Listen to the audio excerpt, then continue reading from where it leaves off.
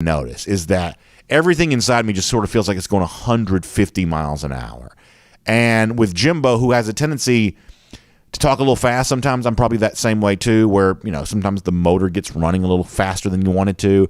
Jimbo probably a little bit of a fast talker as it is.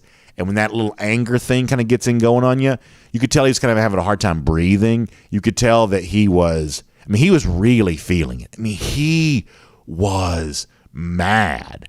And given how mad he was, like legitimately angry, given how mad that he was, and by the way, we'll welcome in Facebook, YouTube, Twitter, Twitch here. Good morning to all of you here on DawgNation Daily, presented by Kroger. You already know what we're talking about, so we'll get into the rest of the show for that. But given how mad Jimbo was, the fact that he executed the press conference as well as he did actually was pretty admirable. He was just going off the cuff, and he's calling him a narcissist, and he mockingly called him God. And it's if you didn't hear it, we're going to give it to you here in a moment. It's really something, really something. A DT says, I appreciate you giving us a heads up about the Jimbo presser. He said, I watched it live yesterday. Yeah, so as we were kind of wrapping up our show, that's when it was happening live. So I'm glad some of you got a chance to see that there. Tennille says, I can't imagine me mad. I don't get mad too much. Listen, I have a great life, so there's not a ton for me to be mad about. But when I do, I do know what that feeling is like. Wait, Tiffany says that Jai Hall tweeted to Deion Sanders. I didn't see that. What was that? I didn't see that. Tennille also says that Jimbo was visibly shaking. Yeah, we'll play audio for you in a moment. We don't have the video, but you're right. The video does give you some additional context there on that, for sure. Georgianne Olive says Greg Sankey's the voice of sanity. In some respects, yes, but I will say this, and I think that Sankey, generally speaking, is a pretty good leader, but there is a lot more like SEC infighting taking place publicly under Sankey's leadership than ever existed under Mike's Lives. And I don't really know how Slive did that, but clearly he had influence over his guys. Like the concept of mutually assured destruction. Like he certainly convinced the SEC coaches, hey, if y'all go out here and just start, ratting on each other, then, it's going to bring the whole thing down here. So, lean on your strength, believe in the concept of mutually assured destruction, and stop ratting on each other. And that seems to be kind of what, Mike Slive kind of had going on in the SEC there for a while. And, as I said before, I think that Greg Sankey in a lot of ways has shown some really strong leadership in the SEC. And it's not just football coaches. I can think of other examples. I won't get into all of these, but there have been other examples where, public figures in the SEC, sometimes it's like women's basketball coach against athletic director or whatever else. There are examples of very public disputes taking place for all of us to see here. And that's kind of, gone on in the SEC as of late. It's been a little bit harder to keep that under closed doors. So Sankey is kind of the voice of sanity. And the reason why I believe he gives the public reprimand there, because it's sort of like being put on double secret probation. What does it, really mean? What is it really worth? But it just gives these guys at the SEC spring meetings a chance next week. Everybody can say, we can't talk about that. Commissioner told us not to. So, that's one of those things where you can basically just duck that question. Now, I hope it doesn't play out that way, but I believe it probably will. James Lawson says that Saban said what he wanted to say about NIL, and Jimbo said what he wanted to say about Nick Saban. I think that James is kind of right about that. Listen, we all have ego, right? Everybody's got ego. And it's no one's ambition to be someone else's support staff for their entire life. That's just not anyone's ambition for the most part. And so the notion that Jimbo Fisher was going to be content forever to be Nick Saban's offensive coordinator, of course he's going to want to eventually get out and become his own man. And of course he believed he was ready to do that before he actually got a chance to do that. Remember, at one point in time, he almost left to become head coach at UAB. That's actually a fascinating story about why Jimbo Fisher did not become head coach at UAB. That's worth a little bit of a Google search and a little bit of a dig into if you want to spend some weekend time doing that. Very interesting soap opera there. But the point is that, Jimbo was ready to be a head coach. He believed that to be true. And a lot of guys, are kind of sitting underneath, a guy like Saban saying, well, if I have my own program, I'm going to run it this way. And My guess is that when you are sitting there as Nick Saban's lieutenant, believing that you're ready to be a head coach, and obviously, Nick Saban, kind of wants things done a certain way, been known to kind of grind the gears of a lot of his assistants over the course of time. It would not be a surprise to me to find out that Jimbo's got kind of a long-standing beef there, because it's just natural humanity. Like, a lot of what's playing out here with all of this is just sort of a natural human tendency, right? I mean, it may be famous coach Jimbo, famous coach Nick Saban, but a lot of this is just sort of natural human tendency. Men working together, not always an easy environment, and that's just kind of the way that goes. Richard D says whether Texas A&M or their boosters or any LLC gave money to players that influenced them to come, they paid for their players. Yeah, all of this is really tricky in the fact that it's all kind of wrapped up in legalese. And one of the things I noticed about Jimbo yesterday, and I think we're going to have this in some of the clips we're going to play for you, he's like, hey, we didn't break Texas law to do what we did, which is, to me, kind of a not legalistic, that's a different thing, but sort of a legalese type answer in that, hey, a lot of these players didn't all come from Texas. And, a lot of these laws were written in such a way that you better be careful bragging about doing too much, because in some cases you may have violated the law. Now, I don't believe that a lot of those laws would ever be reinforced. In fact, some of those laws about, using NIL money to induce players to come to your school, some of those laws are actually in the process of being changed. But, I mean, these big-time athletic departments, they keep lawyers on retainer. Like, they have unfettered access to lawyers, and no lawyer is going to advise their client, go out there and admit breaking the law.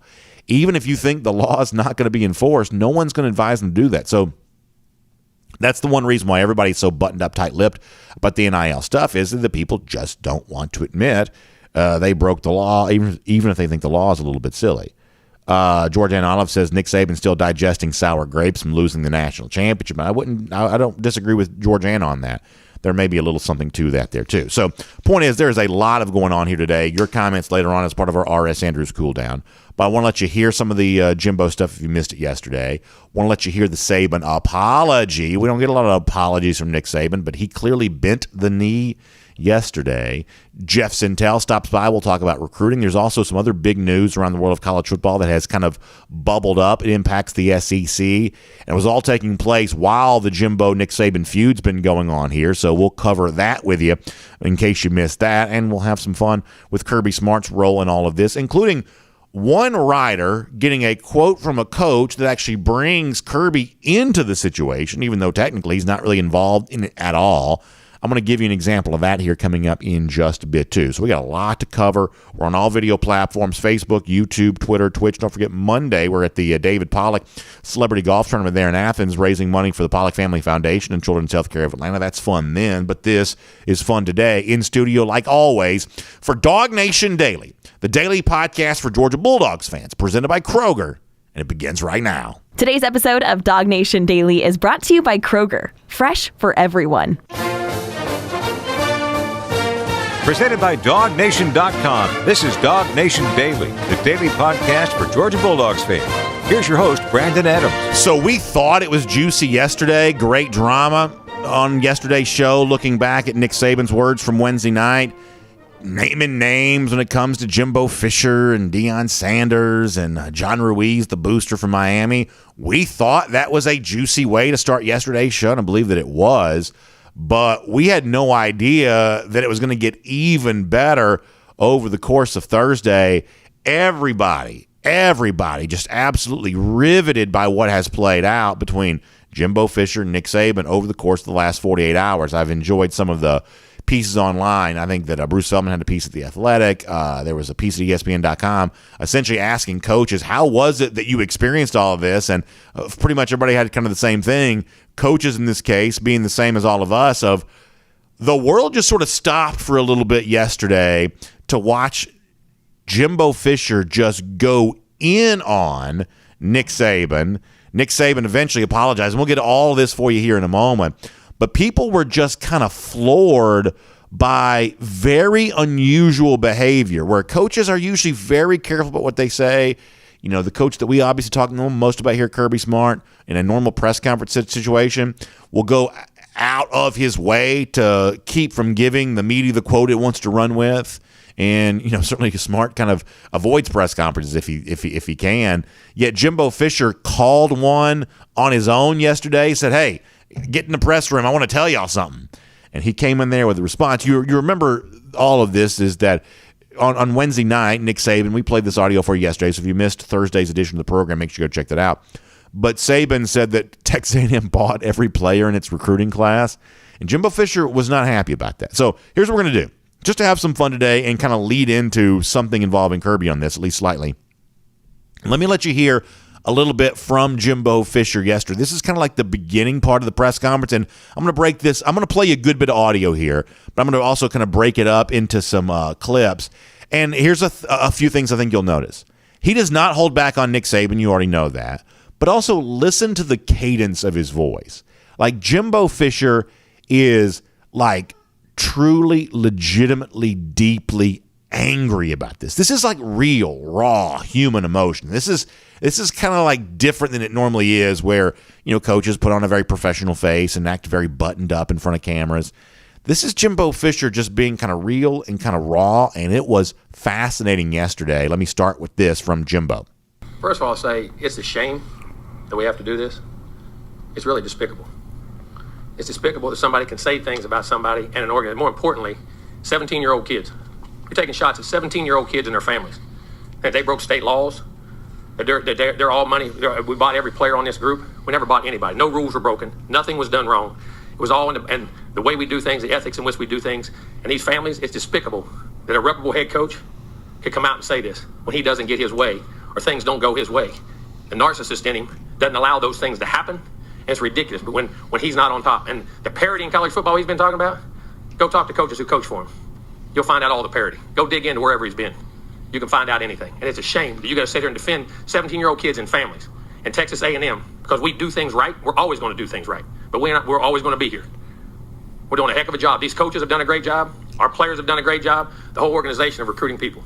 It's despicable that we got to sit here at this level of ball and say these things to defend the people of this organization, the kids, 17-year-old kids and their families. There's so much there. First of all, you can just hear in his voice how mad he is. You can hear that little bit of breath that's kind of getting out a little faster than he wants it to. I mean, that heart's beating fast right there. He is mad at Saban, calls him despicable a bunch. And he says, go dig into where he's worked in the past if you want to find out about Nick Saban. Y'all, that's a threat. Now, I'm not talking about a threat of violence. That's not what I'm talking about. Although we'll get to that in a minute. But that's a threat. A guy who worked for Saban saying, hey, go dig into wherever he's worked, find out about all the parity in college football.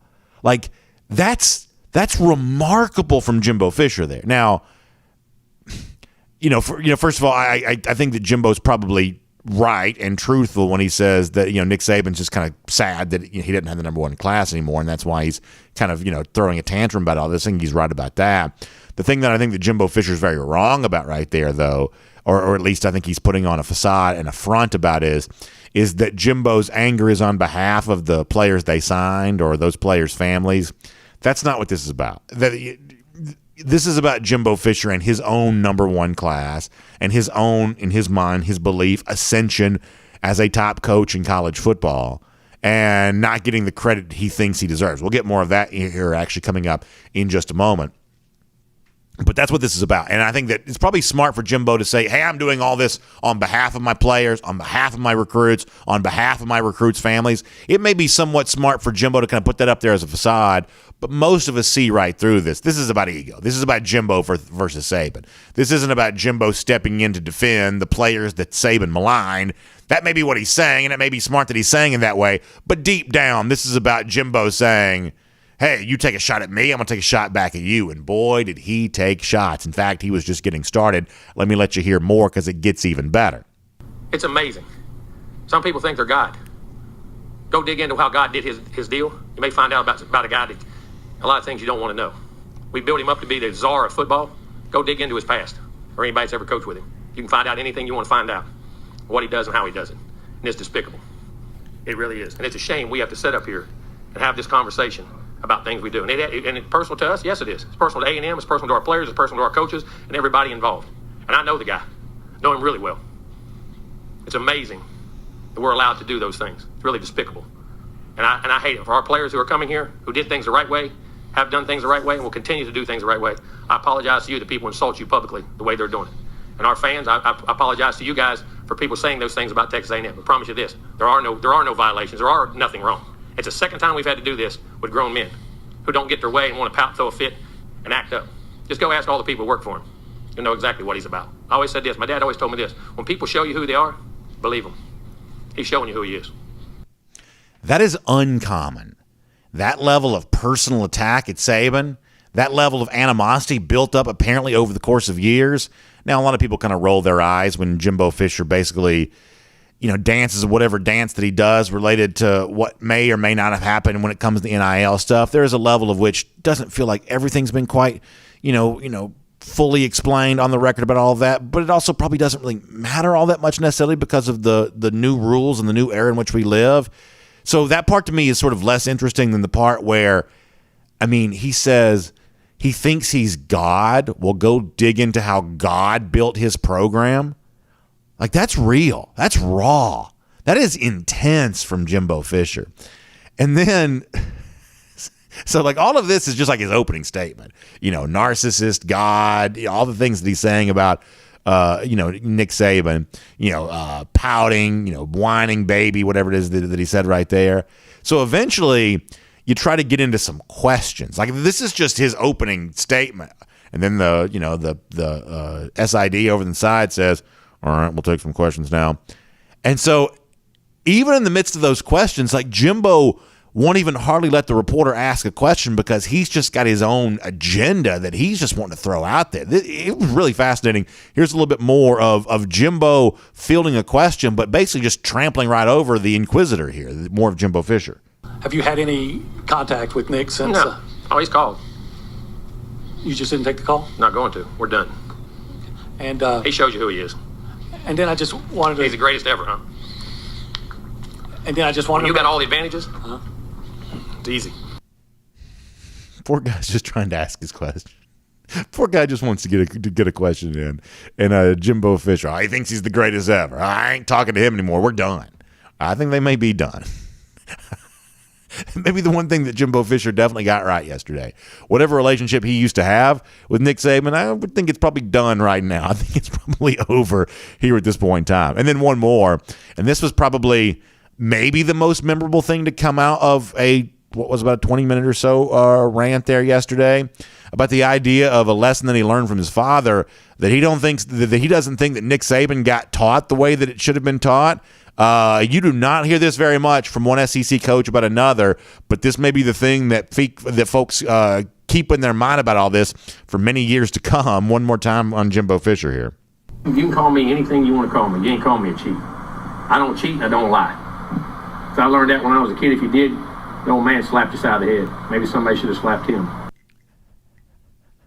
We had an SEC coach yesterday say of another SEC coach, and frankly, not just any SEC coach, Nick Saban, that somebody should have slapped him upside the head, essentially saying somebody should go Will Smith on him and to make him into a Chris Rock. Like, that is unbelievable. And it led to a response from Nick Saban. And here's the thing, is that like Nick Saban said what he said, and I felt like on Wednesday night, the Saban stuff was a little unhinged. I don't think he came across the way that he wanted to. I think he wanted to fire up his boosters. I think he wanted to get them excited about NIL. I think he wanted to be real with them about the landscape that Alabama and Georgia and everybody else is trying to compete in right now.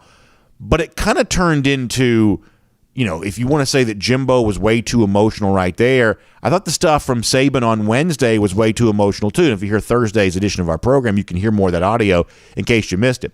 I thought this was a rare example of Nick Saban just kind of losing that stately demeanor that has defined him as a head coach. I thought he sort of slipped out of bounds with some of the stuff that he did on Wednesday. It was conduct unbecoming of someone who's supposed to be the GOAT, the greatest of all time. I thought that Nick Saban was less than that in the way in which he did come across as a whiner on Wednesday night. Jimbo Fisher's not wrong for that. And if you want more proof of the fact that in this little, back and forth, this, sparring session between Jimbo Fisher and Nick Saban, if you want the proof here that Nick Saban's the loser. In the Jimbo versus Saban public battle that's gone on here, Saban lost because yesterday afternoon, Saban had to bend the knee. He goes on the radio and he shuffles his feet up there and he apologized. Sign of weakness from Nick Saban on Sirius XM radio yesterday. This is the Nick Saban apology. Yeah, well, first of all, I should have never really singled anybody out. That was a mistake, and I really apologize for that part of it. But I'm not against name, image, and likeness. I think it's a great thing for players. Our players made a lot of money last year in name, image, and likeness, but I told our players to, get an agent, get representation, make what you can make. Players have always been able to work, and I think that's a good thing. We don't talk about politics on this show, but I do like politics. I'm interested in it as a topic. And there's a phrase in politics where it goes like this, that if you're explaining, you're not winning. And Nick Saban, and that answer right there is explaining. He's having to explain his thoughts on NIL. He's having to explain his philosophy on NIL. And the fact that Nick Saban has to go on the radio and explain his feelings about NIL means that he's not winning. Messages that win are clear messages. And the Nick Saban message from Wednesday was, I don't like this current NIL era. A lot of folks were left to wonder, is he just going to take his ball and go home? And that need to re-explain himself gives you an idea that, wow, Saban doesn't think he's winning right now on this public sparring session. I believe he's probably right on that. Even more so, how many times in your entire life have you seen someone as powerful, as rich, as well-connected as Nick Saban have to give that kind of apology? Powerful people do not like apologies. It's one of the things that you get taught in like corporate, training type things is that, find a way to do something other than apologize. Find a way to mold your language so that it's not an apology. It is just sort of believed that for people in power, apologies are a sign of weakness. In this particular case, Nick Saban does come across as, I would say, just a little bit weaker for having to say, I should have never said that, should have never done that, and I apologize. He bent the knee yesterday in relationship to this particular battle with Jimbo Fisher. Now, maybe not everything involving Jimbo has come across making him look great, but in this sort of public spar, public war of words between the two, I'd say Jimbo kind of comes across here as the winner, which is somewhat interesting. Now, here's what we can also say as well, is that SEC Commissioner Greg Sankey has now come out and basically kind of thrown the it's somebody eventually called the cops here. Sankey comes in, gives a reprimand to all parties. And what that ultimately ends up meaning is that when we have the SEC spring meetings coming up around the Memorial Day time there in Destin, we're not going to get much more on this. Jimbo and Saban, or any other coach who might be asked about Jimbo and Saban, presumably Kirby Smart as well, all of a sudden, if those questions come up, everybody can easily say, oh, the commissioner's asked us not to talk about this. The commissioner wants us to keep this, in-house or whatever it is they'll say. And this kind of, the Sankey reprimand yesterday kind of allows all of this to kind of come to a close. But, man, it was fun while it lasted. Now, let me give you kind of one more thing on this. It was interesting to see one of the writers for ESPN kind of bring Kirby Smart into a discussion that he's really not involved in really at all. And, we're going to do this for our Golden Shoe later on, and I know Connor Riley was kind of noticing this there as well. It seemed like sort of everybody had the same joke yesterday of Kirby Smart just sort of kicked back and watched the fight going on between Jimbo Fisher and Nick Saban. And for the most part, those memes really are true. That this is not what was the line you may have heard growing up, that my name is Paul and this is between y'all. And in this particular case yesterday, Kirby Smart really is Paul. And Nick Saban and Jimbo Fisher, the two guys that had the fight going on, and Smart didn't really have much to do with that whatsoever. But Adam Rittenberg is a writer for ESPN, and he helped collect a bunch of quotes that got used as a story for what other coaches and figures around college sports thought of the battle between Saban and Jimbo yesterday. And there was a quote that he got from a coach that actually mentioned Kirby by name, kind of at least attempting to bring Kirby into a discussion that he otherwise wouldn't technically be a part of there at all. But I want to show it to you, not just because it's Kirby Smart's name that gets mentioned here, but I do believe it's a pretty good explanation for what really kind of all of this has been about. Let me show you this from Adam Rittenberg on Twitter. So he says, hey, there was one more quote that didn't make the story that I wrote that I thought was interesting. This is a Power 5 coach, basically quoted anonymously here, who says that Jimbo Fisher wanted somebody to say, Jimbo, you did a good job, and you won recruiting this year. And this coach says, that's just beyond all those people, Kirby and Nick. So he mentions Kirby Smart by name here, saying that, for all these guys who are competing for the top class, and, Kirby Smart's been there before and won the national championship. Nick Saban's been there longer than anybody has. Jimbo Fisher just wanted to be patted on the back and welcomed into that club. And this Power 5 coach says Nick Saban's not going to do that. And he also says Kirby Smart is not going to do that. And this Power 5 coach says they're basically incapable of doing that. Now, I don't know if that's true or not, but I'd say generally, that's kind of true of life a little bit, right? That the competitive fire burns so brightly that maybe there is a lack of desire on the part of Kirby or on the part of Nick Saban to want to give credit to Jimbo Fisher. And maybe some of this NIL stuff is it's easier for Nick Saban to say, oh, you just bought your whole class, as a way of making himself feel better about maybe not quite being on the mountain the way that he was, because all of a sudden one of his former assistant coaches is the reigning national champion. Another one of his former assistant coaches has the number one recruiting class. Nick Saban at 70 years old starts to think, wow, is it starting to pass me by? Is it starting to slip away from me? It's just only natural, human nature to kind of wonder that, right? And I'm sure if Jimbo Fisher wanted to be really honest to say, okay, so let's say we did use NIL to put all this together. I still put that structure in place. I still helped organize all this. I still helped galvanize my boosters. Jimbo might say back to Saban, clearly you can't galvanize yours in the same way. That's why you're whining in front of them in a rubber chicken type dinner on a Wednesday night. Jimbo may, if he were truly being honest, may say, even if we did lean on NIL for this class, I still did it. And this Power 5 coach says, Nick Saban won't give him credit for that. And even says Kirby Smart won't give him credit for that either. And I'm sure Kirby Smart probably felt something that way too, as he was working his way up from rookie head coach to eventually overtaking Nick Saban, winning the national championship here this year. Now, when it was finally all said and done, Nick Saban did give Kirby Smart some credit. We predicted that he would. But for a long time, maybe Kirby Smart was like, hey, why don't you notice what I'm doing here? Why don't you acknowledge the fact that I am very quickly building something that rivals what you have there at Alabama. Maybe Nick Saban really was just kind of slow to do that. And maybe for these coaches underneath Nick Saban, there is that battle between them to be the one that's most likely to eventually be Nick Saban. Maybe that's what's really going on here. It is fascinating how much the behavior of these very rich, very famous, very well-known, very powerful coaches is not all that different than anybody else in any other walk of life either. Like ego is a very, very big thing.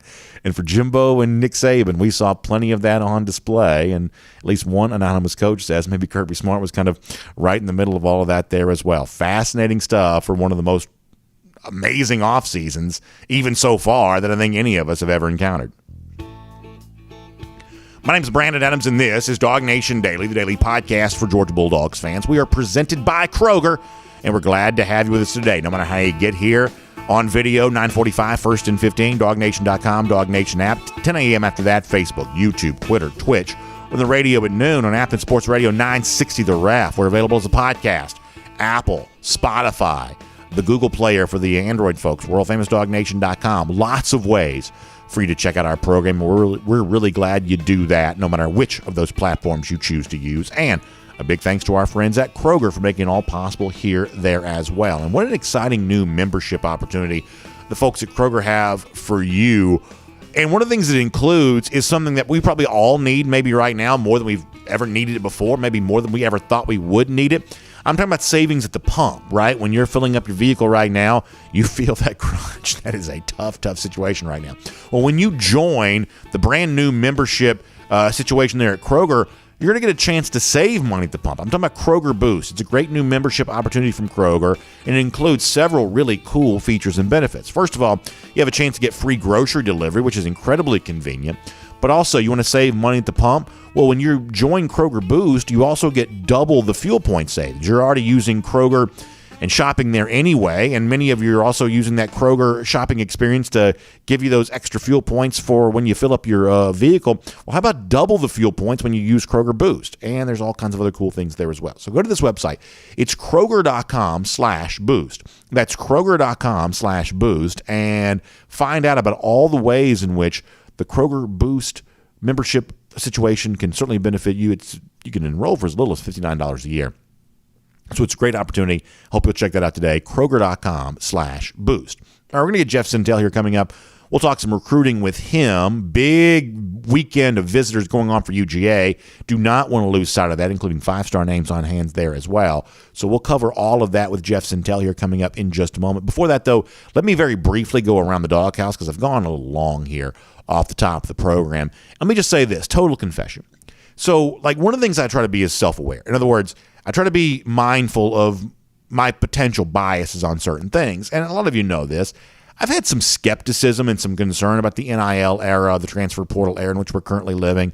I have some fear that this is not playing out as well with average fans as sometimes we think. If you're watching, listening to a show like this, you're kind of not an average fan. You're pretty plugged in. I always am, kind of very interested to see just how closely a lot of the folks in our audience follow a lot of things that are going on with UGA and the SEC and college football.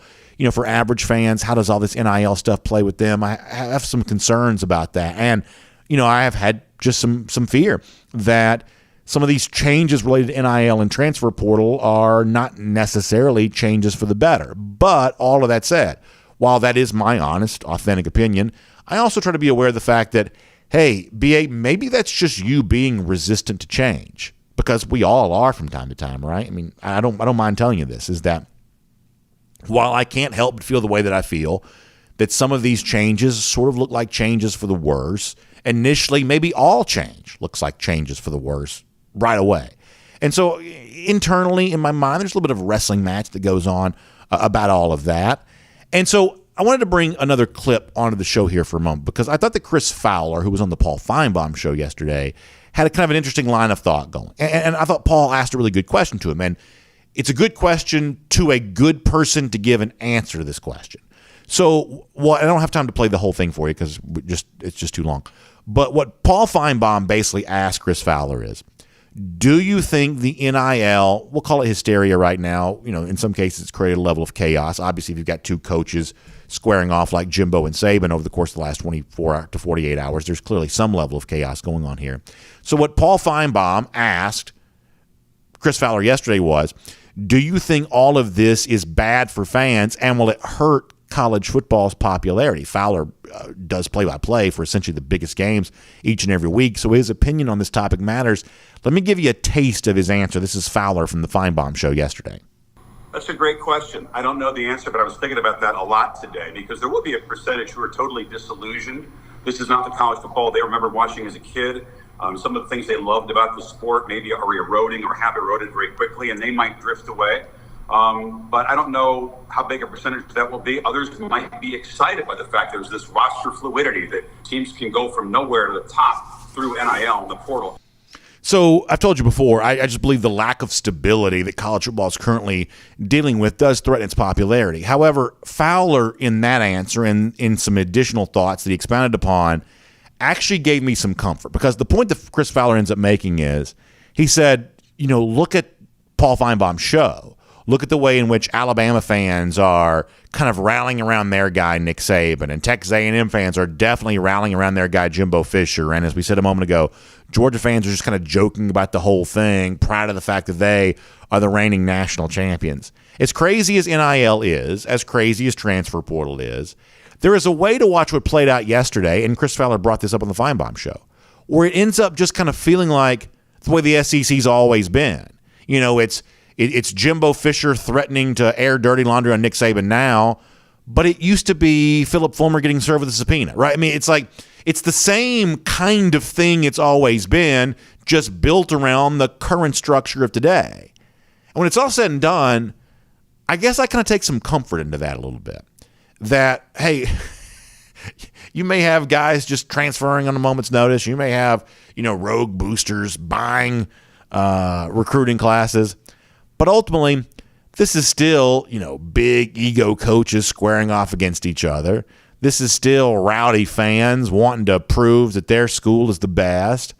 That this is still the SEC kind of the way that it's always been.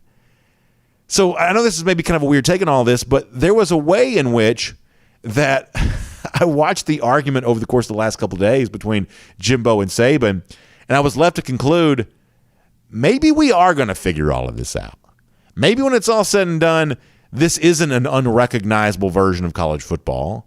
It's just a slight alteration of the same thing we've always done, which is develop great rivalries filled with incredible passion, and maybe whatever it just means more has meant for the SEC, maybe it's just going to mean more with all of this too. That in the era of NIL or in the navigation of how you handle the transfer portal, that the SEC, which is always going to figure this stuff out a little quicker, a little better than most leagues, maybe it's going to figure this out a little quicker and a little better than some of these other leagues here on this particular topic there too.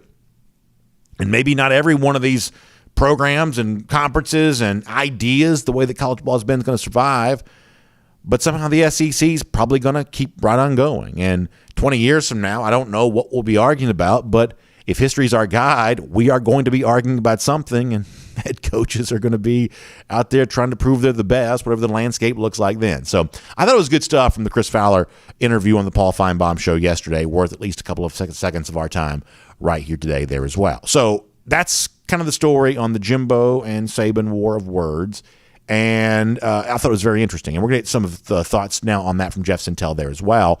Also there's a very big weekend on the horizon for UJ recruiting leading into a month of June that's going to get even bigger. I had a chance to talk last night to one of the guys who's going to be on hand for that coming up very soon there as well. So what do you say we cover a lot of ground when it comes to UJ recruiting, as we do each and every Friday, as we go on the road with Jeff Sintel, assisted by AAA. Glad to have him and all of you with us here today. From Athens and across the SEC or wherever the recruiting trail may lead, here's a DawgNation.com insider. All right, on the road, assisted by AAA with Jeff Sintel. As I said before, a lot to get into when it comes to UJ recruiting. First of all, Jeff had a great piece with Arch Manning from earlier in the week. We'll go back and look at that before we're said and done. I want to talk about all these visitors who are on their way to UGA there as well. But, Jeff, let me get you on the hot topic before we get there. Jimbo, Saban, war of words. Jimbo kind of doubling down and, as he said, in defense of his players. Nick Saban forced to apologize. You don't see that very much. Forced to clarify. That's never a sign of strength.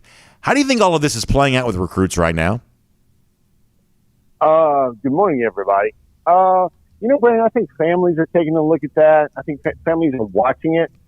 First of all, man, I don't know about you, man, but I've been an SEC football fan for about 99% of my life. And I don't even know about these bylaws, man. Can you tell me, really, do you know these bylaws exist? And is anybody going to make a T-shirt about reprimands for any of these guys?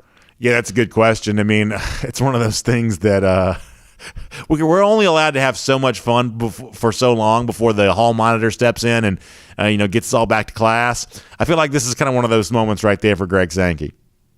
Yeah, it is, and it's like I wonder where on the career arc for Nick Saban will come public reprimand for bylaw Article 10.42.454 from one Greg Sankey, and I mean, man, it's just a lot of stuff. I think it's funny how Dion, the guy who has everything to say, doesn't have a chance to weigh in on this matter at all.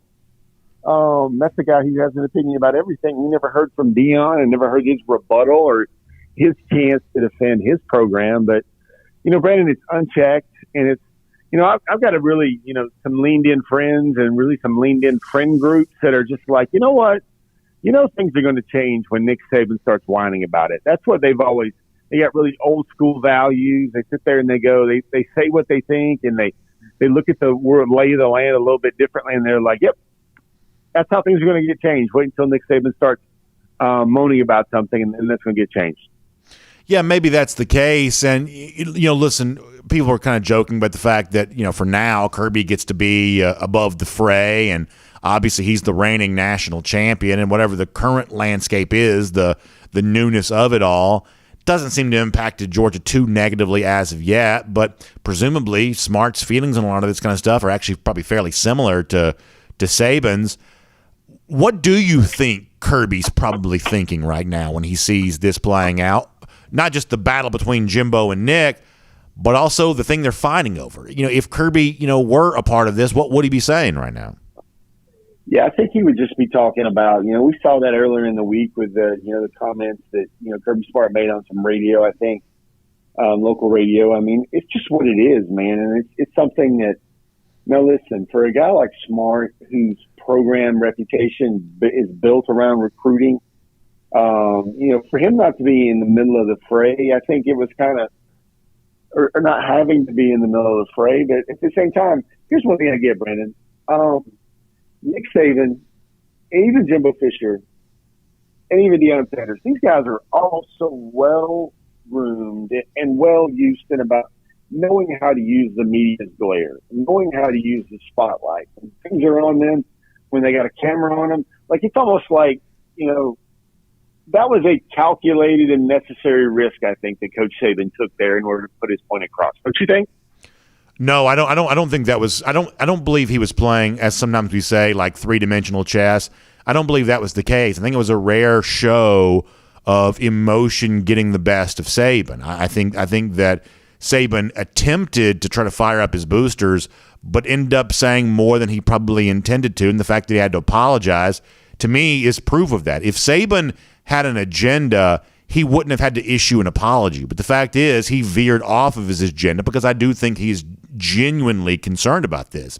The apology to me is the proof that this is not some diabolical plan.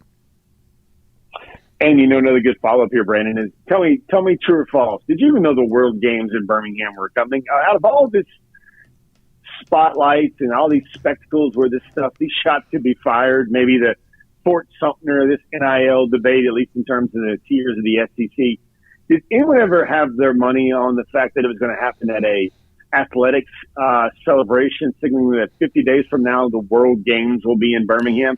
I feel like the World Games have got more publicity out of this one thing than they will have in their entire run of events when that event does take place. Yeah, listen, I didn't even know the World Games were a thing. That's obviously what this event was kind of centered around, that Nate Oates and Nick Saban were at. It's a little bit like the World's Fair for me. I feel like we used to hear a lot about the World's Fair. Like when it was in Knoxville, they built that crazy-looking tower thing. I haven't heard about the World's Fair in about 100 years. I don't know what the World Games are, but if their definition of the world includes Birmingham, Alabama, maybe they need to expand their borders just a little bit. That's just a suggestion there on my part there on that. So all of that is obviously pretty wild. Let me shift topics here, though, on our On the Road. This is about AAA here today. Obviously, a lot of folks want to hear some UGA recruiting stuff. And, man, it's a really interesting time to be talking about UGA recruiting. I had a chance to interview Caleb Downs last night on Peachtree TV. He's obviously got an official visit coming up to Georgia here to kick off the month of June, but you don't have to wait until June for some very big visits to take place. Jaden Wayne has been on social media here as of late, talking about being in Athens. Other big-timers expected to be on hand there as well. Give us a little snapshot for what the visit situation is looking like for Georgia as you head towards kind of a period pre-July that's going to be filled with all kinds of big names on campus and more than a few Georgia fans hoping for some high-profile commitments as well. Yeah, Brandon, I think, when you look at things, I don't know if you subdivide the SEC calendar this way, but there's the off season, there's spring practice, there's season, and then there's talking season. And I think we're in the midst of that talking season right now for SEC football with our earlier comments. But now for me, this is official visit season. And Brandon, I got to get your thoughts on one thing real fast. And that was with the decision made by Marcus Washington Jr. last week, because he's essentially had this cooking up for a while now. Is that about the only time you're going to sit there and say, okay, that's the only way it's okay for Georgia to lose a recruit? Sure. I mean, obviously reclassifying to the class of 2022 is certainly an interesting thing. And what we've said about that on this show plenty of times is I don't think that Georgia would be doing that if they didn't think they had a chance to kind of contribute right away. I'm not always in favor of these reclassification situations in every specific situation. But in Washington's case, if Georgia's willing to let him do this, if Georgia thinks it's a good idea, they must think he's able to contribute. Yeah, another thing I noticed, Brandon, excuse me, with this story is, you remember how everybody used to worry about, like, or wonder is probably the better term there, about, like, just exactly how many scholarships does a Georgia or any school have underneath the 85? Well, we saw this last week. I wanted to make sure we mentioned this on your show today, was that this week it's pending, coming down the tracks, that 25-man, even with the back counting and all the crazy arithmetic and algebra that goes into it, and well, that's going to be done now, and schools will be allowed to sign as many players as they want per cycle to pay credence and to be in respect and be in alignment with that 85-man scholarship limit. I think that was a pretty big story about how you'll be able to see pretty clearly, how many scholarships a program really has underneath the umbrella with these new wiped out tiered limits. No, I think that's probably true. How about some of those names that we can expect to see beyond, Wayne, some of the ones we mentioned a moment ago? Give us an idea of some of those guys that are about to be coming through for Georgia here.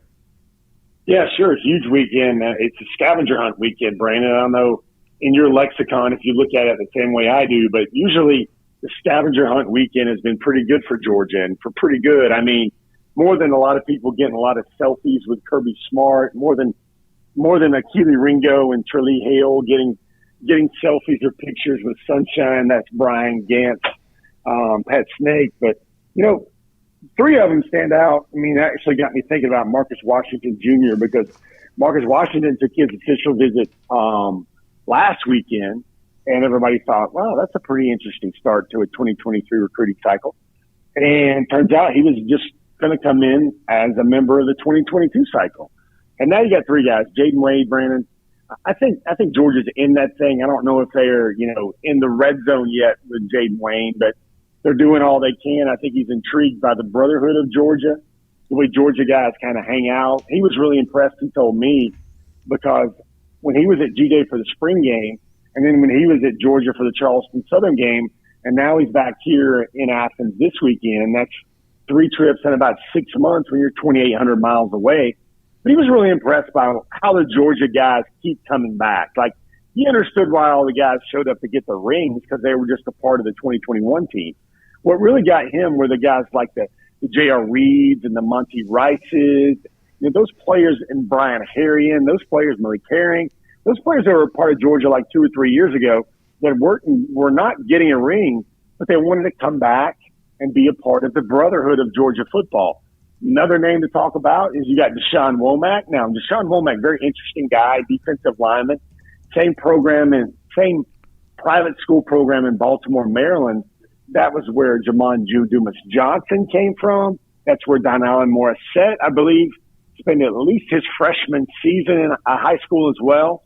So you've got a guy coming in there for the defensive line. Georgia's defensive line recruiting should never be any better than it is right now. Then another really interesting name, Brandon. You're going to like this. 6'6", about 340, 345. Big defensive tackle, Sadir Mitchell out of Bergen Catholic in New Jersey. Yeah. He's also coming in town on his official visit, Brandon. And look at it. Defensive lineman, and another really quality player as well, where I think Jaden Wayne can play the edge. He could be the jack in the 3-4 Georgia's front. He can kind of play with his hand off the ground. I mean, there are 3 guys, and the 3 first official visits are all on the defensive side of the ball. Sounds a lot like 2022, and that sounds a lot what Georgia has kind of built its program on. I think that's right. We had a chance to talk to Caleb Downs as well last night. He's got a big official visit coming up in the month of June. Obviously, it sounds like Georgia's in quite a battle there with the likes of Notre Dame and Ohio State and Alabama, the programs you'd expect for a recruit of Downs' caliber. Obviously, we talk a lot about Arch Manning. We'll do some of that more here with you here in just a moment. But when it comes to other non-Arch Manning recruits, Downs, who we had on TV last night, that's as big a name as we're going to be discussing here. Maybe the biggest in-state possible get for Georgia here in this 2023 class, correct? Correct. I mean, very sharp, son of a college coach.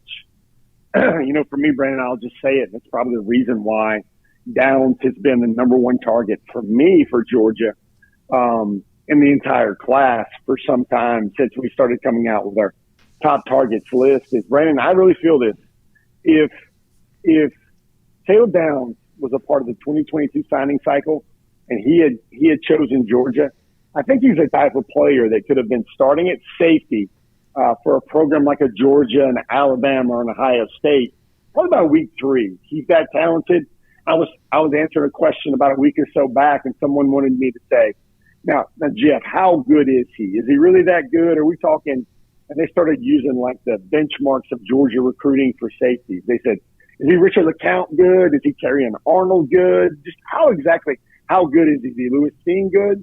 And Brandon, I got to say, with great respect to all those three names, I think Downs is a notch above all of them. I think he's that good. I think he's a plug and play player, and I'm sure he was really impressive. He kind of felt like when you were talking to him on the air yesterday, that I bet it felt to you like you were talking to a really dialed in, composed, focused, and professional young man. Yeah, sure. I mean, I think the comparison that gets thrown around a little bit too, in addition to the guys that came to Georgia, there's a little bit of a Kyle Hamilton feel to him there as well. That's a safety that got away from UGA, ended up at Notre Dame.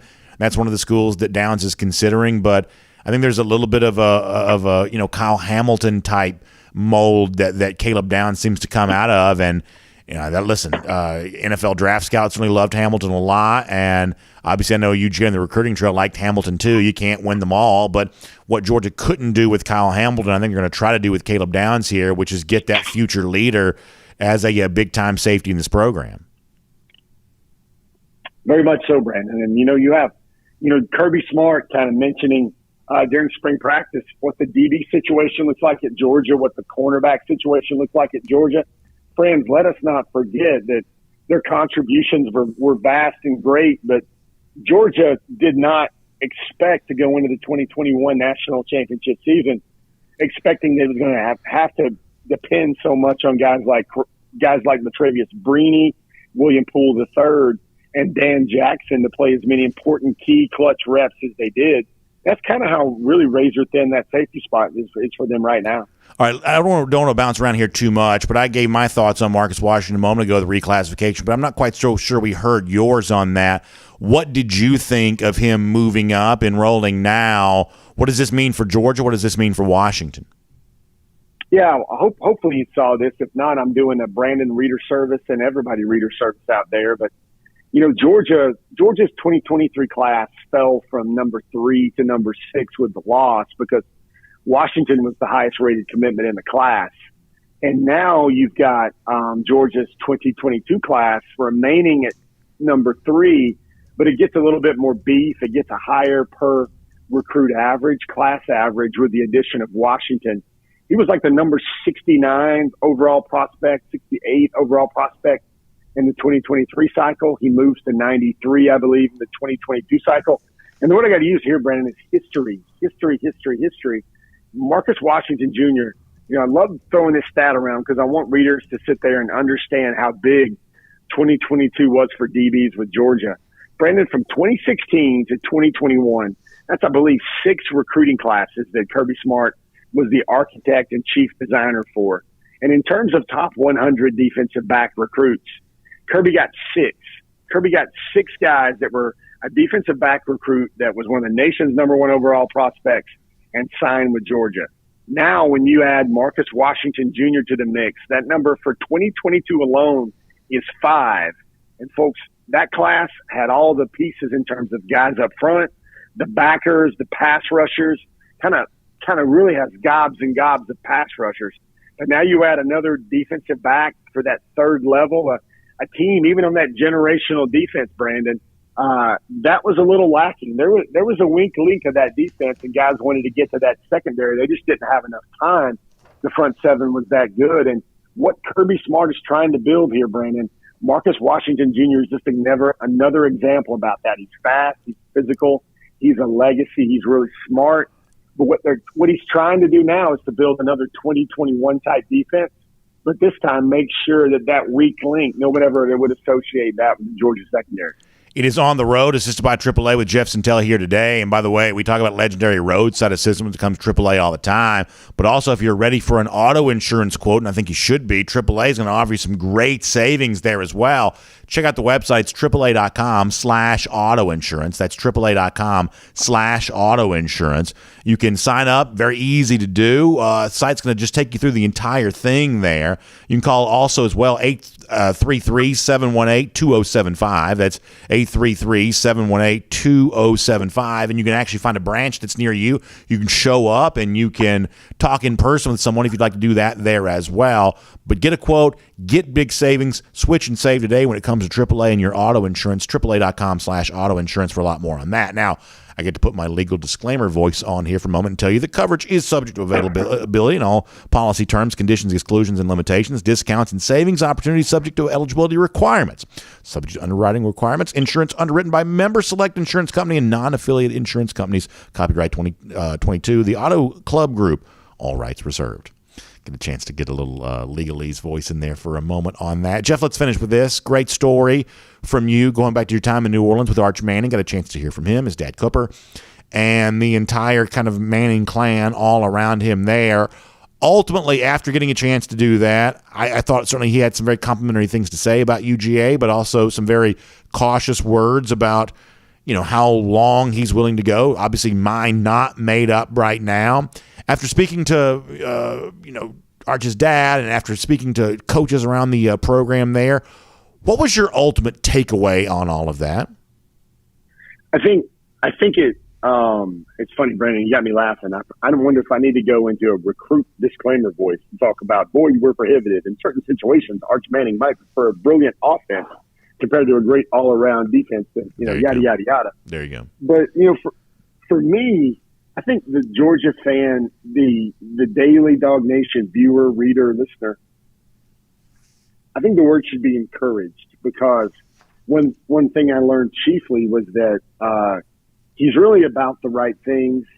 He's really about ball. I thought it was very interesting when his father told me, Brandon, remember, this was the recruitment class or the recruitment that they wanted to mirror a 1980s type recruitment if they possibly could. And to get his answer, get his thoughts about how the family's going to view name, image, and likeness, thought that was pretty big, because they're going to make the decision based on old school values and not, whatever the highest auction bidder is for an Arch Manning. I thought that was important. I thought the other thing that I really came away with Brandon is I remember those stories of watching Archie Manning, his grandfather, playing for the Saints. Those teams were so awful. I think those were the first franchise in professional sports that I can remember bags showing up over the heads of their fans when the fans and the faithful tried to watch them play.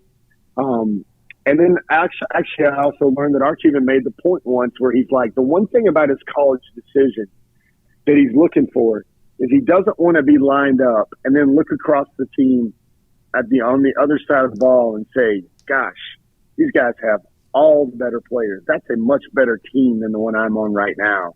I thought that was really key, and that's one of the things that I think speaks directly, perhaps, to Georgia's chances. Is he's been playing his high school years in a lot of cases. With all due respect to Newman, Brandon, I don't think they have 5 players that are going to go on to play any scholarship level of college football, much less major college football. And for him to sit there and say one of the things, or to learn that one of the things that's really crucial to Arch is he wants to be surrounded by a bunch of other capable, similar type players and talents. I think that speaks well for Georgia there. Jeff, really fascinating stuff. Thank you so much. I know you'll be all over these visits coming up for Georgia here over the course of the next couple of weekends there too. So we'll look forward to reading all of that from you there at DawgNation.com. Hope you have a great weekend, and we will enjoy the chance to chat with you soon. Brendan, I got a teaser voice here at the end. Stay tuned to DawgNation.com over the next couple of days. We're going to tell a bunch of stories. One of those is what a guy like Caleb Downs and other big-time prospects actually think about NIL as a potential building block or not for their recruitment. Something to pay attention to there. And then I'll be a little bit mysterious here, Brandon. We're going to write about a young man that basically has ran a 10.3 in the 100 meters. Wow. And also long jump 25 feet.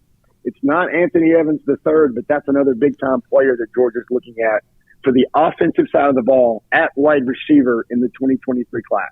Look forward to reading that, Jeff. Quite the tease there. That certainly piques our interest. We'll enjoy that and talk to you next week right here on the road, assisted by AAA. Hey, good times, Brandon. Until we do this again, man. Take it easy. Yes, sir. Let's take a look around the rest of the league. This is SEC Through. Fun to talk some recruiting with Jeff Sintel, and it's going to be quite a month or two coming up here on that front. By the way, great to be with some great recruits last night. As I mentioned, we had our Georgia High School Football Hall of Fame Spring Jamboree on Peachtree TV last night, and it was great to see on the field North Gwinnett and Northside out of Warner Robins, and obviously Archer, Marietta in the second game there. That's a lot of big-time players in that field. Katie McDonald, good-looking defensive lineman out of North Gwinnett. He's obviously going to be already highly sought after, very athletic big man. That's going to be a fun name to discuss. Randall Godfrey's son, Grant Godfrey, was on the field last night there as well for the Bulldogs. That was really cool. I think Ricardo Jones is already, in my mind, one of the top players in our state for the 2024 cycle out of Northside. That's a big-time player. It was just really fun to see that. It's a reminder that we're not that far away. You know, a couple of months from Corky Kell Classic and then back doing it again. Friday night's coming up here on Peachtree TV, and obviously the college season shortly after that. So we'll enjoy a little bit of summer. We'll work on our tans. We'll get to the beach here and there every now and then we'll be ready for some football. Last night, pretty good taste of that. And it was also really cool to debut the first nominees for the inaugural class of the Georgia High School Football Hall of Fame. The original class, the first class, will be announced to go in coming up later on this fall, but we had a chance to nominate the first 32 folks for that from great collection of decades going all the way back to the basically the turn of the previous century and obviously modern times there as well. We had Herschel Walker live on TV last night. That was fun to talk to him about his high school days there, Johnson County. And we had Bill Curry there as well. Hudson Mason, former Georgia quarterback. We had just a great and obviously Lassiter Trojan. We had a great collection of great former high school players in the state. That was a really fun thing to be able to do last night on Peachtree TV. More to come on the Georgia High School Football Hall of Fame and DawgNation's involvement in all of that. Let me also quickly remind you, speaking of vacations and working on your tan this summer, let's think about a Royal Caribbean cruise vacation for all of that. My friends at the Cruise and Vacation Authority can help you get going for that, whether you want to go to the 3-night, 4-night sailing for the Bahamas. It's one of those great weekend getaway type things that you can do if you just say, hey, you know what? I've been hearing BA talk about these Royal Caribbean cruises. I want to try one. Don't have a lot of time to get away. The 3-night, 4-night sailing, that may be the perfect thing for you to get a taste of all the great stuff that happens, including a visit to Perfect Day Coco Cay, while not having to make as big a time commitment there around all of that. So check out the Cruise and Vacation Authority. That's our recommendation for how you can book your Royal Caribbean cruise vacation. Find them online at tcava.com. That's tcava.com. Or give them a call, 770-952-8300. 770-952-8300. I will tell you, though, if you're trying to go soon, hurry up and do it now because these things are getting booked up fast right now. It has really been fun to see the way in which everyone has kind of responded to the ships being back on the seas and everybody being on board these cruises. Obviously, the ship we were on back in April, Independence of the Seas, was so much fun. Your chance to take a cruise just like that yourself right now and visit Nassau in the Bahamas or Perfect Day Coco Cay. Do that today with our friends at Royal Caribbean Cruises. All right, there is a lot that has been going on kind of overshadowed by the Nick Saban-Jimbo Fisher feud. I want to make sure you're aware of some of this kind of stuff before we get ready to say goodbye to you here for the week. First of all, Jordan Addison, the Biletnikoff award-winning wide receiver from Pitt, transferring out of the program, has done as I think we pretty much around here always expected him to do. He is heading to USC. I believe that's what he was always doing. I think that once they got accused of tampering, all of a sudden there was a little bit of attempt to get the media to cooperate with the idea that maybe he'd go to Texas or maybe he'd go to Alabama or maybe he'd go wherever else. I truly don't believe any of that was ever real. I believe Addison only entered the transfer portal because USC reached out to him. Now, should you be able to do that or should you not? Is tampering a big deal? Different people have different thoughts on that, but it seems fairly obvious that USC has tampered here with Addison, pried him away from the Pitt roster, and I think it'll be fascinating to see how well he performs at USC. There's an element of this to me that almost kind of reminds you of, this is going back a ways, but do you remember when, like, early 2000s when, like, Kobe Bryant was kind of feuding with the Lakers a little bit, kind of frustrated with the situation? He's like, hey, let's just get Coach K to come here and be our coach. And ultimately that didn't happen. Coach K stayed at Duke, but it was almost like, from Kobe Bryant's perspective, this was just somebody he'd seen on TV, thought he was a good coach, and maybe that'd be a good fit for them there in L.A., and you kind of wonder, Like, how much due diligence was really done here on Jordan Addison? Was this just a guy they saw on TV playing with Kenny Pickett last year, and they think, oh, let's just go get him because we think we can? Like, is there any consideration whatsoever to how he's going to fit into the USC roster? This is not fantasy football. Guys have to play well together. Now you think, well, it's Caleb Williams, tied at quarterback, Addison here tied at wide receiver. How could it not work? Sometimes things aren't always as easy to predict as that, and it's not just the Addison thing here where I'd say that. Look at some of the stuff going on with Texas A&M right now, where they either did or didn't buy the entire recruiting class this past year. Well, listen, once again, when it comes to true success in college football, things oftentimes take a little longer than you think they're supposed to. And in terms of really tabbing who's going to be the breakout star and who isn't, sometimes we get it wrong. I mean, let's say that there was NIL in place around college football the last few years. And Georgia boosters could buy whatever recruit they want. Don't you think in retrospect, Georgia boosters would have probably bought some of the wrong recruits? Like, I don't know that boosters would have been falling all over themselves to go out and buy Jordan Davis, and yet in retrospect, he would have been as valuable as anybody could have brought in. Same thing for a guy like Devontae Wyatt. That's a guy that Georgia clearly wanted, but in the arms race of NIL, that's a guy that may have flown under the radar. And in other cases, guys that Georgia fans may have done whatever they could do to financially secure that player in that class. In some cases, they just would have bet on the wrong guy. And I think it's going to be kind of interesting to see how that also kind of impacts college football going forward there as well, because there's a little bit of a recent track record where if you're one of the top odds-on favorites to win the Heisman Trophy, those are the guys that seemingly never win it. There is just room for some surprise in college football. There is just kind of room for some guys to play better than we think they're going to, other guys not play quite so well. Look at the guys that kind of cashed in on NIL a year ago. JT Daniels was one of those guys, but ultimately he didn't really play very much this past season. Now, a lot of that may not have been his own fault. He was kind of dealing with some injury and everything else, but it just goes to show you that sometimes the guy you bet on big in NIL turns out to maybe not be quite what you thought it was going to be. Same thing for DJ Uiagalelei at Clemson, who got big money, but ultimately didn't have a very good season. Spencer Rattler had 2 cars at Oklahoma, famously, but he also lost his starting job.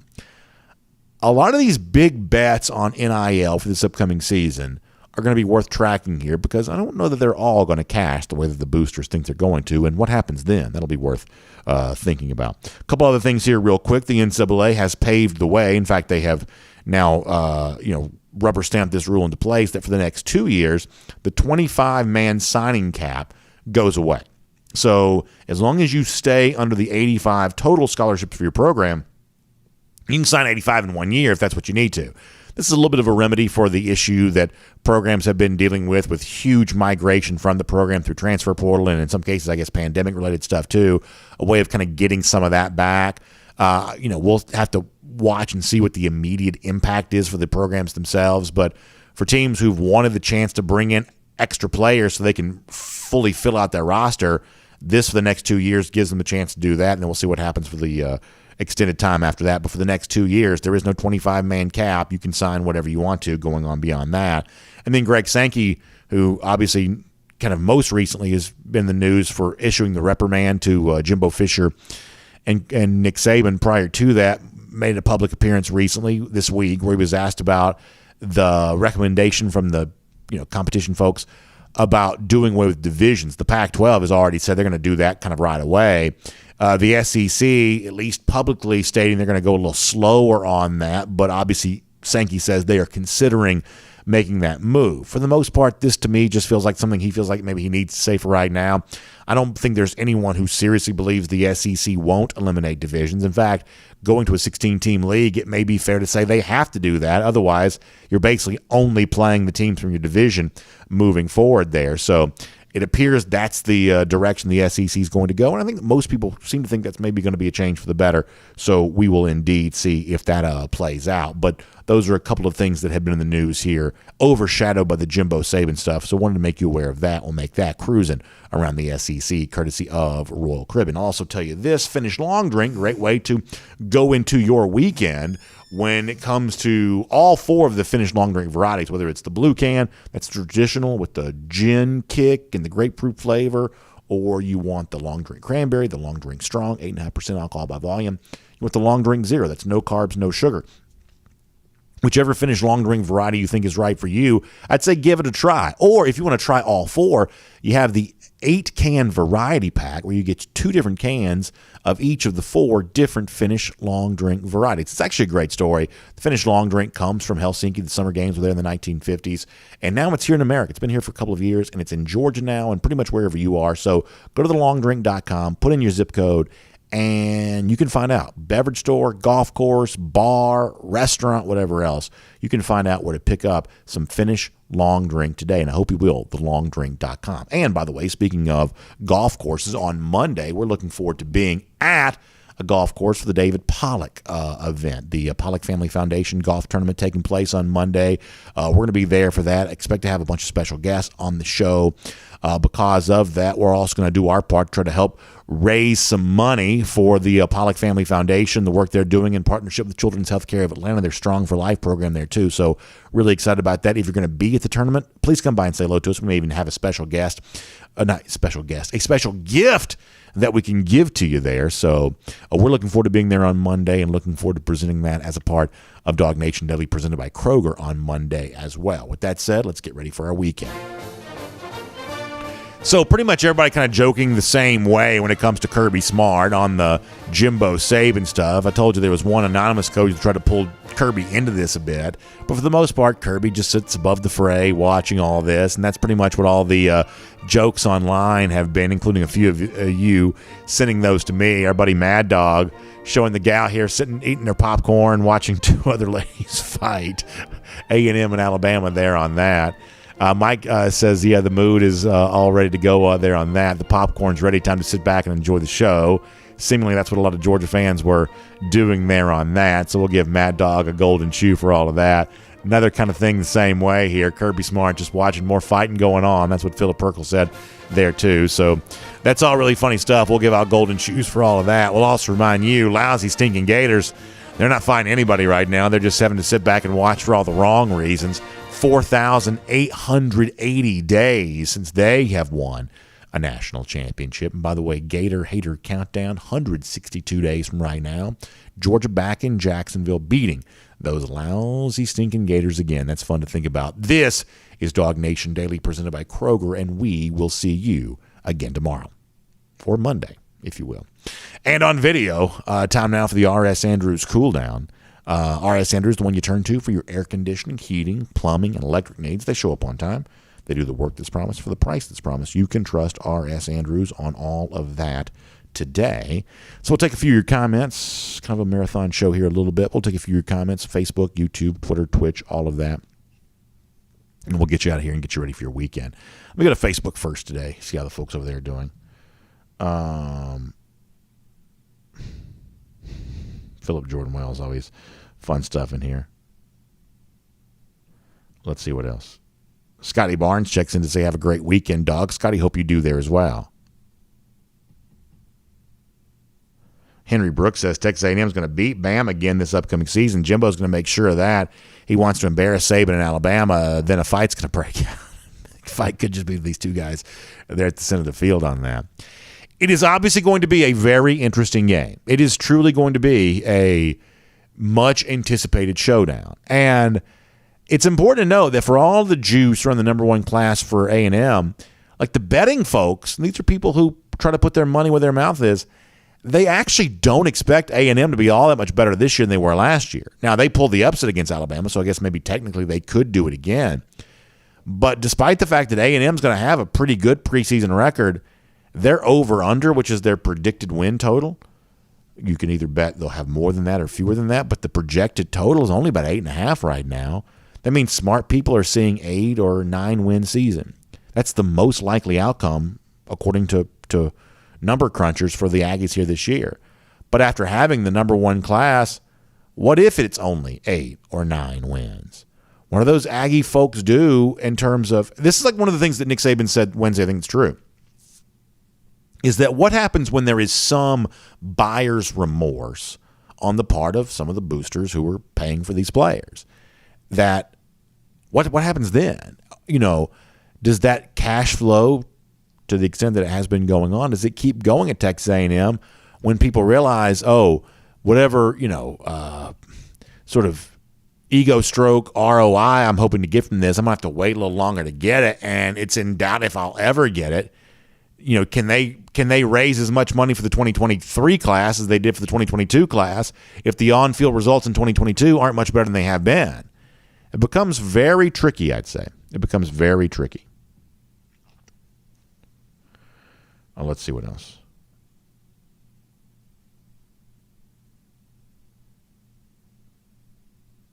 James Crump checks in to say that society sees what A&M and USC are doing as cheating. By the way, it's good to see James Crump in the comment section. I feel like we hadn't seen James in a while. One of our great commenters says, society sees what A&M and USC are doing as cheating because it's out in the open. The reality is they aren't doing anything wrong. So certainly related to the NIL stuff, that kind of seems to be true, right? That it's weird that they're all so secretive about it because, most people kind of think, well, we are in the NIL era where NIL, as David Pollack jokingly said the other day, now it's legal. That's kind of what a lot of people think.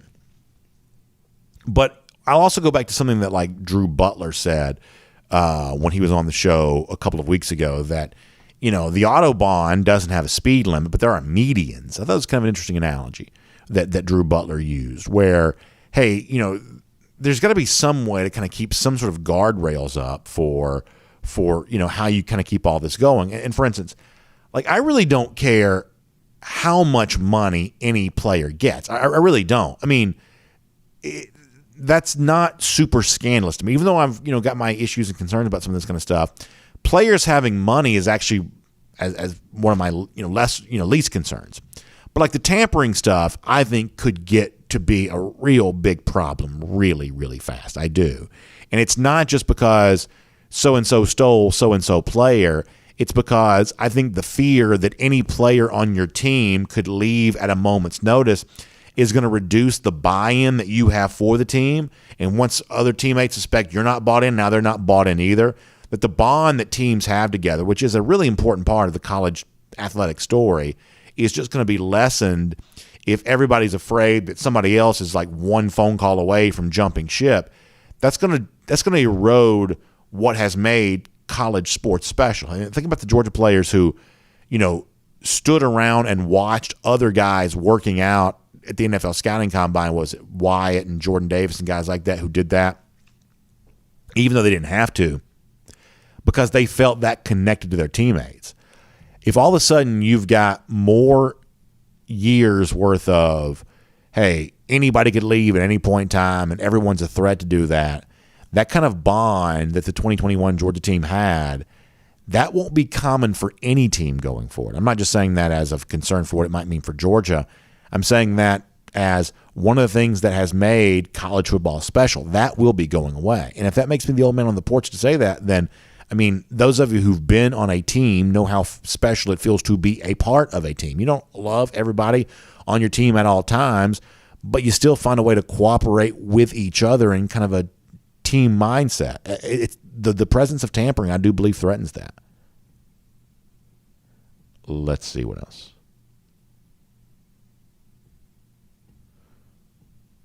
Good conversation going on here in Facebook. Bill Kelly said we could have had a drawing to play in the Pollock tournament. But it would have been a good idea. Bill, that would have been a good idea.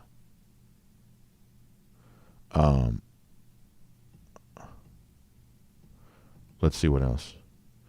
Ulysses Dunning's checking in to say good morning. Appreciate you being here, Ulysses. Ken Holcomb says the tampering problem is already a huge issue and will only get worse until someone puts a stop to it legally.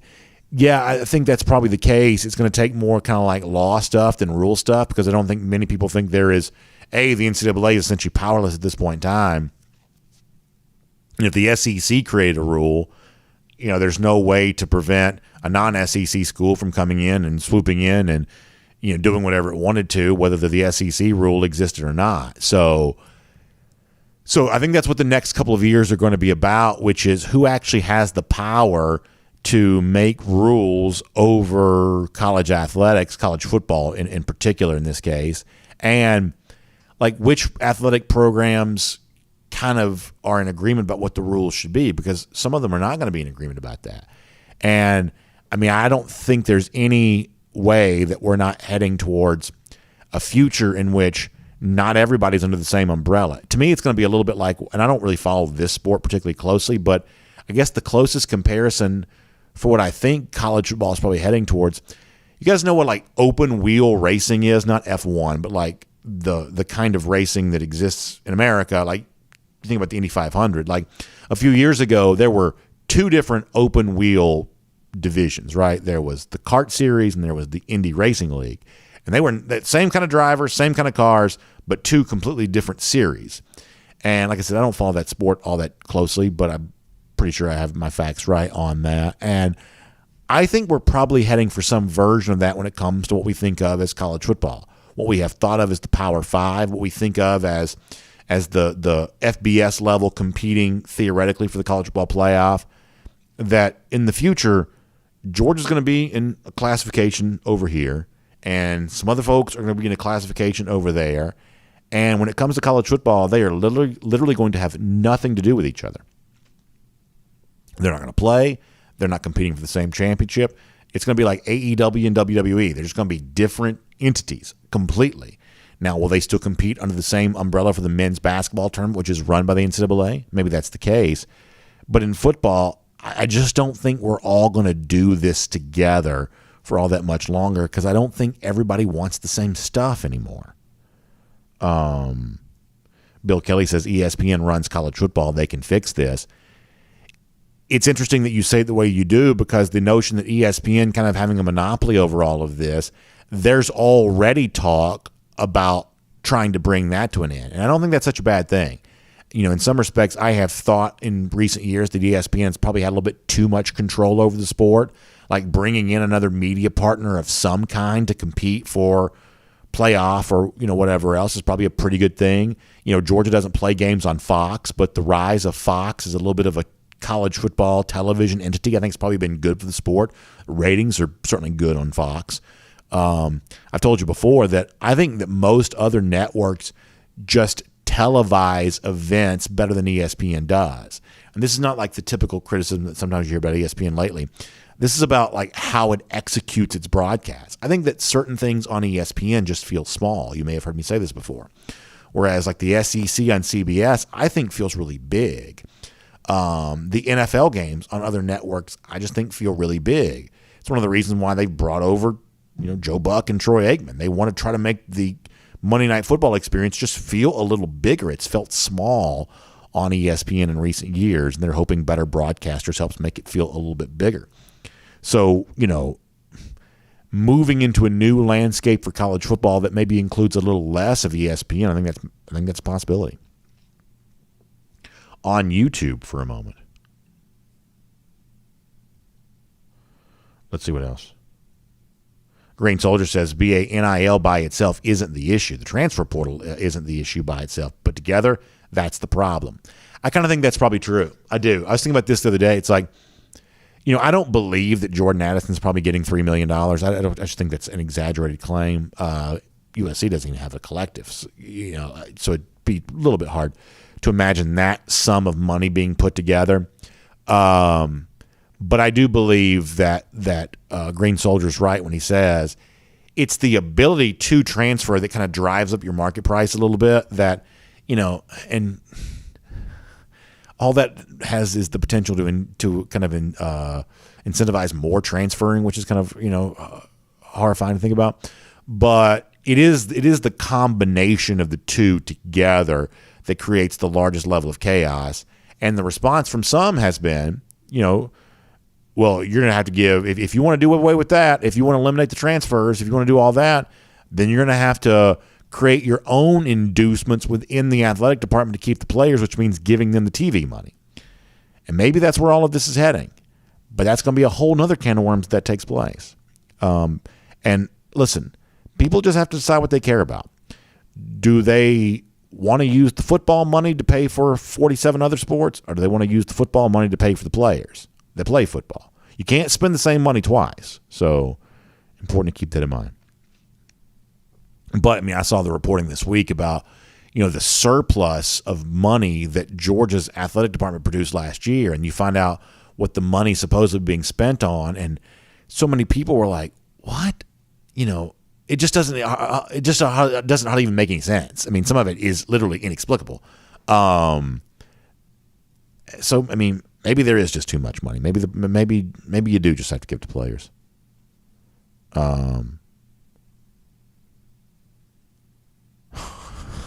Frank Patterson said the only reason why Nick Saban apologized is because his two best speechwriters were injured. That's very funny. It's very funny. Scott Harris says, I just want the how on how these kids have been being paid all these years. Basically saying, we always hear people say, well, it's been going on under the table forever. What is the actual how behind that? I do think it's interesting how little on the record reporting there is about some of that kind of stuff. It's just, the way people talk off the record, the way people talk on the record is just very different when it comes to that kind of thing. And I do think it's interesting how little there has ever been truly put out there. Now, listen, there's no shortage of, well, I heard this about so-and-so and I saw this with so-and-so. There's no shortage of that. But kind of like official, on the record, this is how it happened type stuff. It is amazing how little of that I think there actually is. I think that's a really good point. Frank Patterson also said, I just want Texas A&M and Bama players to have fun when they play. That's really good. Really good. Tennille says Saban's going to be the commissioner soon, and then Jimbo's going to be screwed. That's funny. That's funny. Baggins and Friends checks out and checks in to say that the way it's gone down was in those McDonald's bags. There you go. We used to have fun with that. Jonathan Aaron checks in to say, since they're talking about doing away with divisions, do you think it would be possible for a team to face another 3 times in one season for the regular season, the championship game and then the national championship? I mean, I would say that an SEC team playing another 3 times in a 12-team playoff, that could be a possibility, right? I mean, you're going to be cycling through playing each other more frequently. Let's say that Texas A&M is about to become a power under Jimbo Fisher, just for the sake of conversation.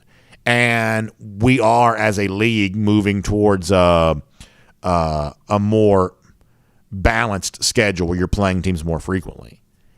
Well, that's going to mean more games against Texas A&M than would otherwise happen. And if they are on the rise, they'll be, in the SEC championship game more frequently than 2. So that's potentially 2 meetings right there already. And then in a 12-team playoff, it's going to be pretty common for the 2 teams that play in the SEC championship to also make the college football playoff, which means you could see that again there as well, that all of that could kind of be on the way more frequently. As it stands now, playing 3 times would be pretty hard because, it'd just be really hard for 2 teams in the same division to make the college football playoff. The same league, different divisions, we've obviously seen that happen now a couple of times. But in a 12-team playoff, in a divisionless world, playing 3 times would be a little more likely. G. Grace Bama Boy says that cash can't be traced, and let's not forget that, although that's certainly been part of that conversation. Paul Moon says, we know about the dudes who got caught. Red Bomar from earlier. I remember Craig James saying he never took money at SMU. The only team to be hit by the death penalty, he just didn't get caught. Yeah, it's kind of like when you think about steroid era in baseball, like a lot of the guys that we know who officially did steroids, a lot of that just kind of came from the same source, right? It's like, okay, so one person talked, had connections, so-and-so people. So, part of the reason why there's like suspected steroid use from like this player that was never confirmed is because, the folks close to him never talked. It's almost like it's some of the people that we have confirmed knowledge of their steroid use, and people now have kind of decided they don't really care about that anymore, which is maybe a fair perspective. But some of that's just related to who talked and who didn't. And some of the stuff related to improper benefits in the past, kind of the same kind of thing. But I've just never really been all that scandalized by that. I really haven't. Like you can't suppress value, like players have some value. I think what is thought of as improper benefits is probably a pretty good way to satisfy that value. I I don't know. I mean, it's a complicated opinion, right? Because some people are saying, well, that's the rules or it's the law or whatever else. And by the way, if you throw around too much cash, you better believe they're going to come after you for that. That is against the law.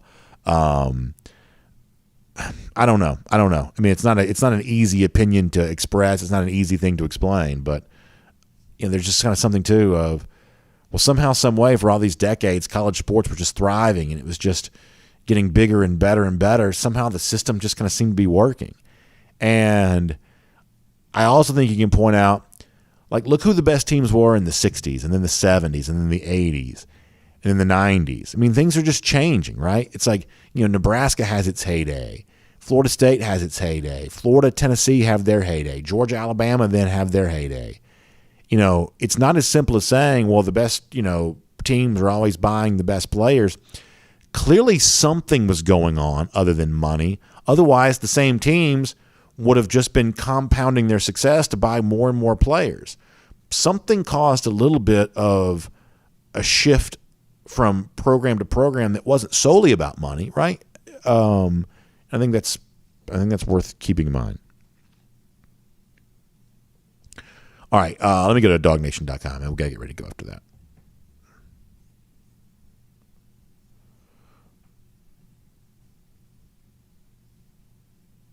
Cat Story says, facing an SEC team 3 times in 1 year, perfect storm, and a very exciting game. It could be very interesting, sure. I mean, you talk about developing, big rivalries fast, play 3 times in 1 year and see how that happens. I think that's right. Let's get a few more. Randy Hall says Auburn's angling team receiving NIL money. That's funny. Kind of a long-standing joke around here is the Auburn fishing team. David Griffin checks in to say the idea that guys pick your school because they like it versus because they got paid to be there is part of the pride of college football and the pride in your team. It just means more. Yeah, I said this before that, I have a sneaking suspicion that for reasons you just mentioned, some of this NIL stuff does not play as well with casual fans as folks think it does. Part of the reason why I believe that's true is because true brand advertisers, the kind of people that theoretically are thought to be the source for NIL payments, they're not really involved in this kind of stuff at all. Like we just get used to whatever college sports is because we are immersed in it. But there is kind of a 10,000-foot view on some of this that feels pretty gross to certain people. And that may be the wrong opinion, but it is an opinion they have. If the public, by and large, I'm talking about broadly speaking, thought that paying these players exorbitant sums of money was a good and thing that should be celebrated, then big-time brands, Nike, Adidas, soft drinks, whatever else, they'd be racing to the forefront to be the ones to get credit for doing so. But the fact that big advertisers don't go anywhere near this, thus far they really haven't, I think that kind of speaks to their suspicion of how the public at large kind of views this. Although these conversations aren't really held by the public at large, but by college football fans who are a lot more plugged in. Matt Rukavina says the best way to fix tampering is to introduce a portal window. I kind of agree with that. That's the one phrase that you probably get the most support for, is everybody's kind of fine with a portal window for the most part. And it may be the one thing that you could do without kind of running afoul of a whole bunch of lawsuits, I think.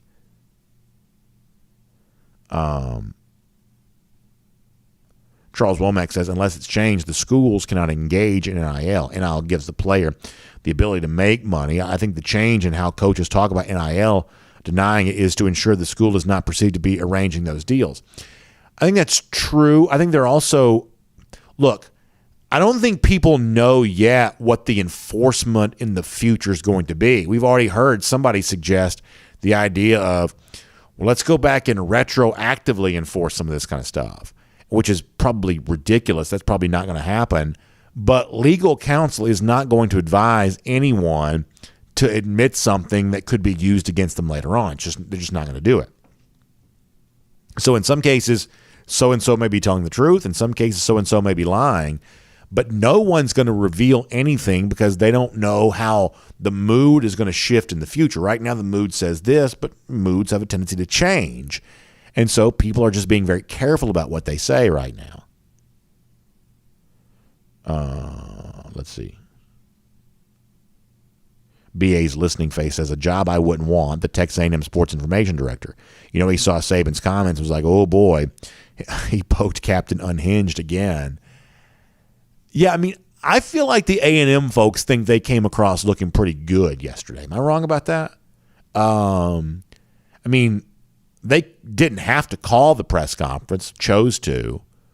Could have, you know, if you wanted to, if you felt like that Saban's words deserved a response, demanded a response, you could have issued a statement, and that would have been a little bit safer. You know, you could have done like the tweet thing, right? You know, the Notes app, but like the tweet thing where like you tweet out the statement and it's carefully worded and it's, you know, emphatic denial, and that would have been a very safe response. But I mean, I believe they called the press conference because they wanted more than that. And they wanted a little bit of emotion. Now, maybe Jimbo kind of got going there pretty good for a moment, more so than maybe they thought he would. But am I wrong for saying I think that A&M felt pretty good about how yesterday went, right? I don't think Alabama feels pretty good about how it's all gone down.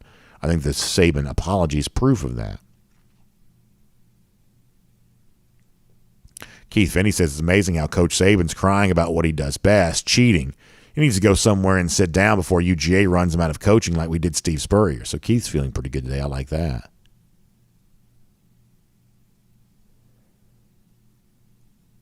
Alan B. says, I think a lot of this has been overblown. If Alabama wins the championship this year, like most assume, how many people are going to really care about what was said? I think it's a fair question. I mean, obviously, if Nick Saban returns to the top of the college football world, then all of this will seem a little less important. But there are some people who believe this is the beginning of the end for Nick Saban. All of a sudden, his former assistant beats him in recruiting. Second time that's happened here recently, Kirby Smart being the first. His former assistant beats him on the field. That Nick Saban's not fully in control of everything that's happening anymore. So you could be right. Maybe he just strikes back. Maybe he wins the national championship. I think there are some who think, well, he's just going to build his own NIL collective that's going to be bigger than what everybody else has.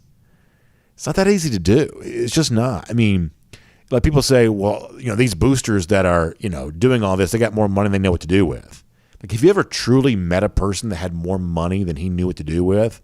Now, I know people who have more money than I would know what to do with, but they never seem to have much of a problem figuring out what to do with their own money, whether it be, you know, $44 billion to buy a, you know, social network or putting a man on Mars or whatever else these, you know, people want to do.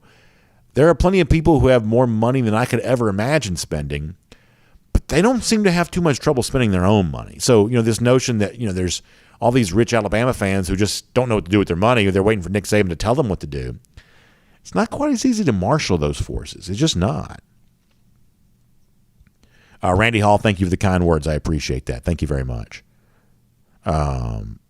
Also saying that his youngest son just finished up his senior year there at Buford. Congratulations. That's awesome. That's really cool. Good stuff. Cat Story says, give Jimbo and Saban each a water gun. Let Kirby count them off.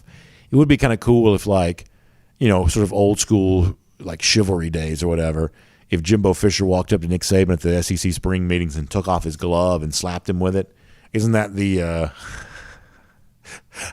cartoons growing up taught me that's what you did if you wanted to have a duel with someone? I don't even know if that's actually true, but I feel like I saw Bugs Bunny do that a few times, where like you walk up to somebody, you pull off your glove, you slap them with the glove, and that was an announcement of your intent to duel them.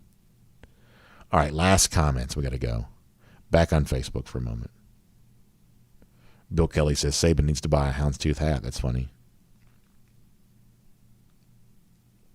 Lynn Johnson Shipman says, where is Gilmer County? That's Jeff's home county. He doesn't live there anymore, but Jeff grew up in Gilmer County.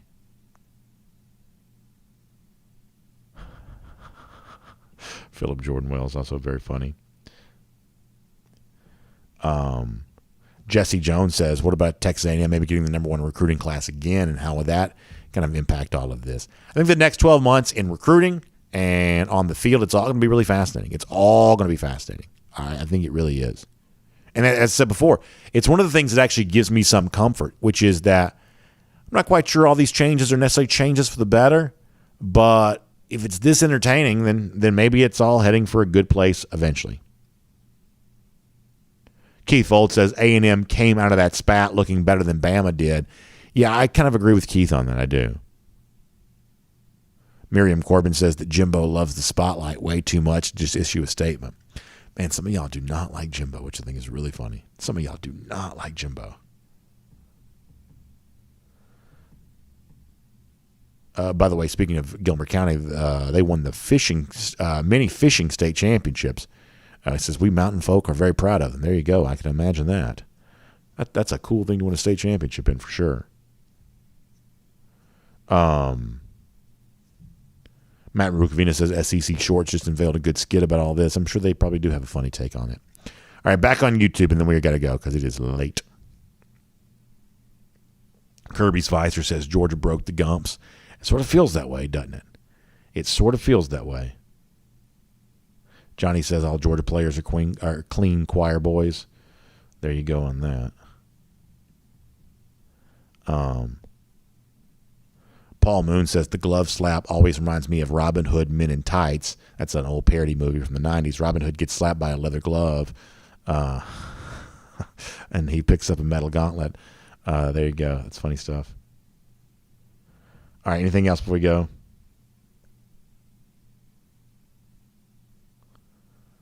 Really fun stuff. Really good comments.